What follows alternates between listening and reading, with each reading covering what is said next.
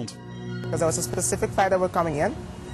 It was a meddling flight, I remember it. It was like something like an air ambulance that came in to look for passengers. Unfortunately, they were not told anything. They said wait until further notice again. So that's when the crew members decided to stay at the Holiday Inn. Alberto G., who does not want to appear recognizable, states that the crew, a doctor and a nurse, of the Medjet stayed in the Holiday Inn resort for a short while, and there Alberto heard about the purpose of the plane's being. Then he explained to me, yes, that the purpose of this flight was to come over here, get Natalee wrap her up, that nobody knows that it's her, get her to the airport and get her out of here. That's why the flight came here. I said, but how could you do something like that? If she was supposedly kidnapped, you don't have her passport. Yeah, don't worry about that, that will be all handled.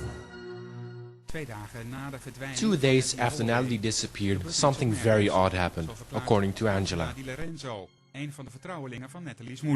next night was the evening that I received the phone call for the $4,000. And this $4,000 was for someone who knew where Natalee was, and Natalee did not want to be found. She did not want to go home. And they said, look, she doesn't want to go home. All I want is $4,000. I'll tell you the location of Natalee. You can tell Beth I have her daughter. She just doesn't want to go home. A woman called her and said she knew in which crack house Natalee was. Julia Renfer was present as well when the call came in. To their great surprise, Natalee's family denied the tip. I went to Beth. Beth just said no, no, no. I had to talk with Jeff. Jeff came to the newspaper, and he says, look, I can come up with $1,000. And I said, how can you come up with $1,000 when tomorrow Julie and I know there's a $10,000 reward out there? Why can't you come up with $4,000? What is so hard amongst you 7 to come up with this money? It's $4,000 compared to $10,000. Wouldn't you want your daughter found tonight before this $10,000 reward happens tomorrow? I mean, I would give my life. Eventually, Beth was willing to pay $3,000 for the tip. Strangely enough, the police were not informed of this act. The family went to the crack house to pick up Natalee. The plan was to go into the house, to pay the money, to get Natalee, and of course we knew that the Medjet plane was already waiting, and we had a route to get to the airport so that she could leave right away, immediately. But things happened differently, according to Renfro. Natalee's family members couldn't control themselves and stormed the crack house. There was a group of approximately 12 people from Alabama that were with us trying to locate Natalee, and one of them decided that they would jump the wall, and the whole street went crazy. People were coming out of their houses, horns were blowing, there was a lot of noise. Natalee was not found. 3 important days passed. The whole plan just didn't work. The Medjet plane left the next day, and at that point, then a reward was announced.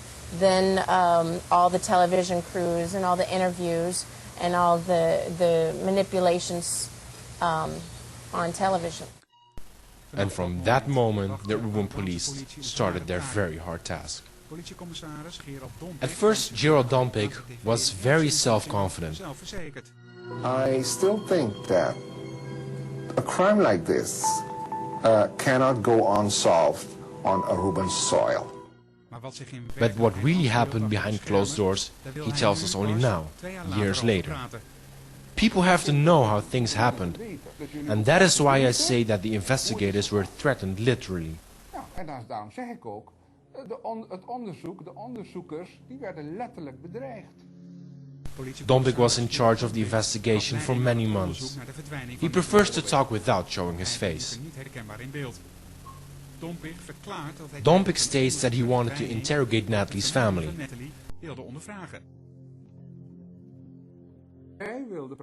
I wanted to talk with the family as part of the investigation and to get answers about Natalee's background, her stepfather's background, the financial situation of the stepfather, and the links with highly placed people, for example in Colombia. Well, we never got the chance to do so. Daar hebben wij nooit de kans toe gekregen. Dompik was very much interested in the background of Natalee's stepfather, a very influential American businessman. The FBI, involved in the case at that time, forced Dompik to leave the family in peace. One day, we were at the police office when we literally were threatened by the American consul.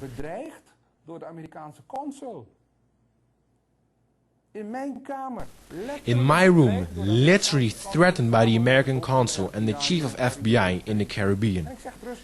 I can say this now because I'm not working with the police anymore. They come in and say, "What are you doing with the American side? Why?" The FBI attaché is asking me why I am investigating the American side. I answered, "How dare you?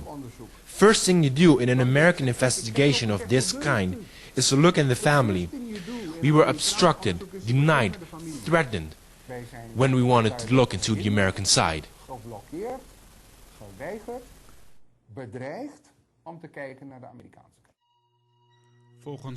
Dompik, who resigned last year, states that the highly placed politicians interfered in the case. This interference went very far, very high up in American politics. Natalee's family had high connections. Names like Condoleezza Rice, Dick Cheney, etc. were mentioned. Er vlogen namen over tafel als Condoleezza Rice en Dick Cheney enzovoort enzovoort.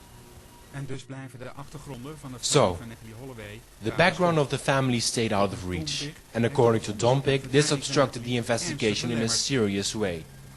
It's not about Natalee. Unfortunately, it's not about Natalee. If it was about Natalee, everything would have turned out differently. It's not about Natalee. It is nearly about the White House. It is nearly about the relationship between the United States and the Netherlands. Amerika en Nederland.